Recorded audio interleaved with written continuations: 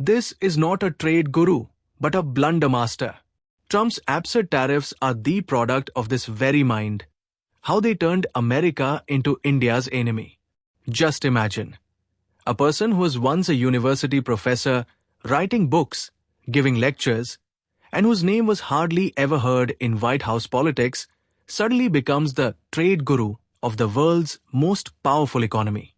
And then, from his suggestions, the entire global economy begins to shake, friendly nations turn into enemies, and trade stops being just trade, it becomes a weapon of war. This is the story of Peter Navarro, Trump's trade guru, whose bizarre tariffs not only harmed America but also countries like India. Today, we'll dive deep into this very subject. But before that, if you're new to our channel, don't forget to subscribe so that you receive all our latest video updates first. So, let's begin today's discussion without any delay. India and America's relations were once so good that people of Indian origin even organized havans and yajnas for Trump's victory.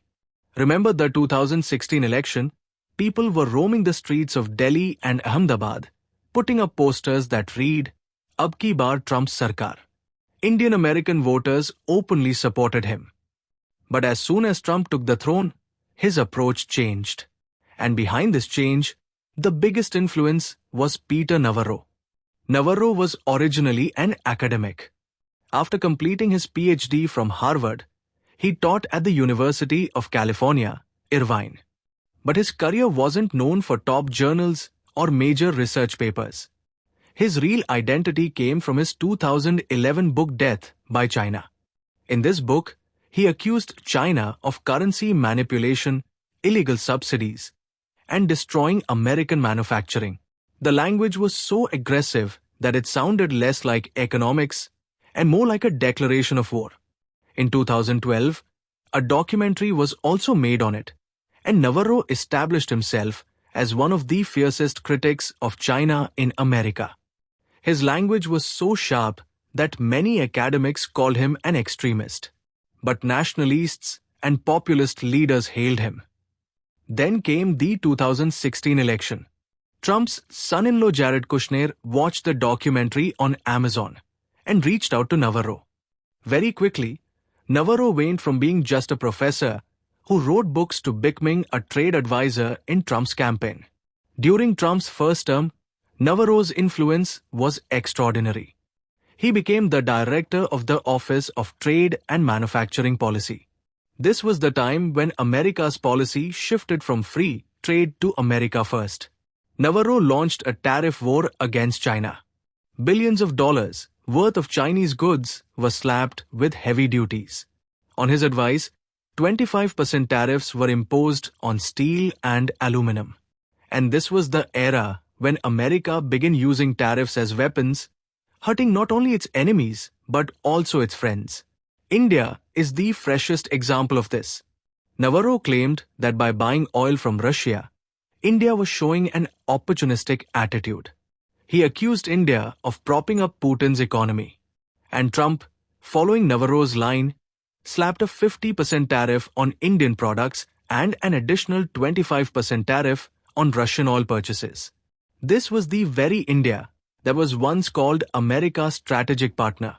The extent of Navarro's influence can be judged from the fact that he didn't just anger China, but also countries like Canada and Europe.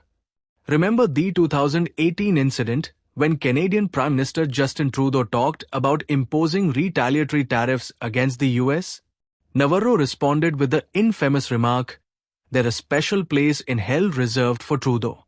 Later, he had to apologize. But the world had already seen what his style was like. His fights weren't limited to foreign countries. Inside the White House too, he constantly clashed.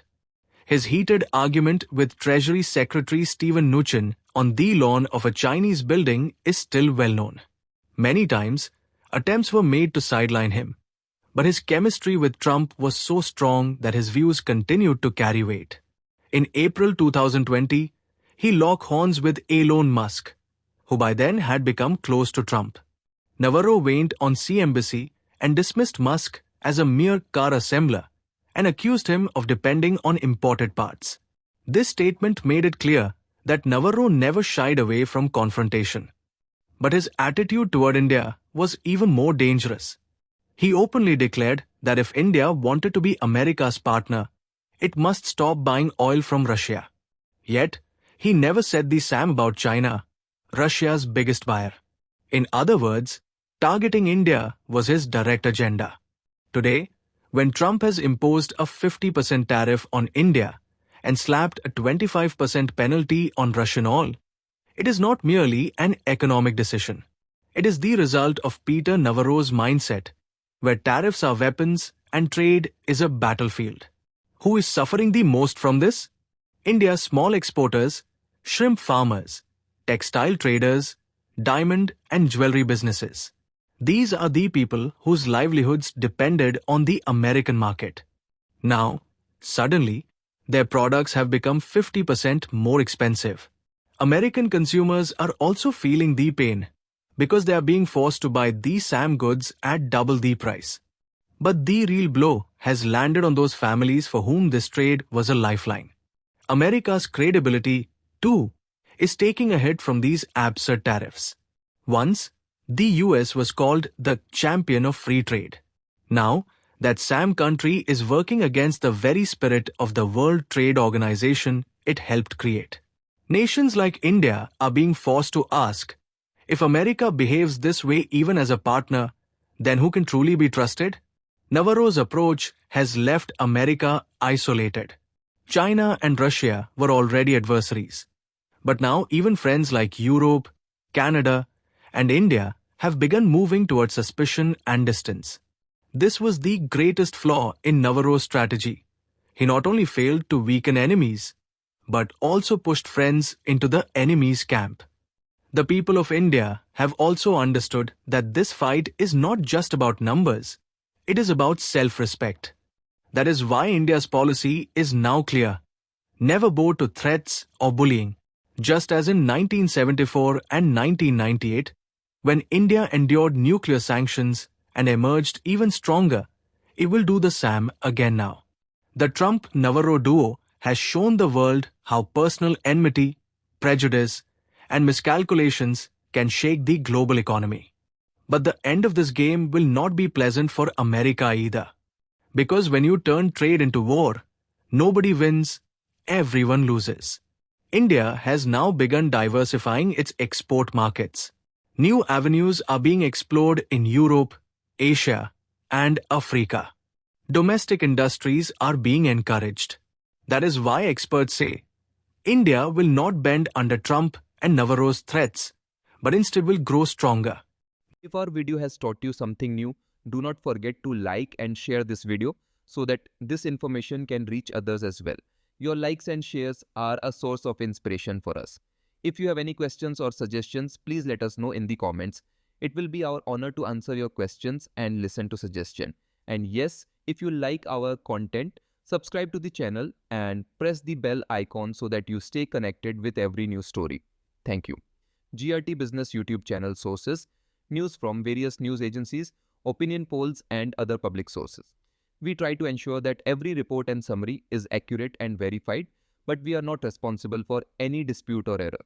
Our aim is only to provide you with accurate information.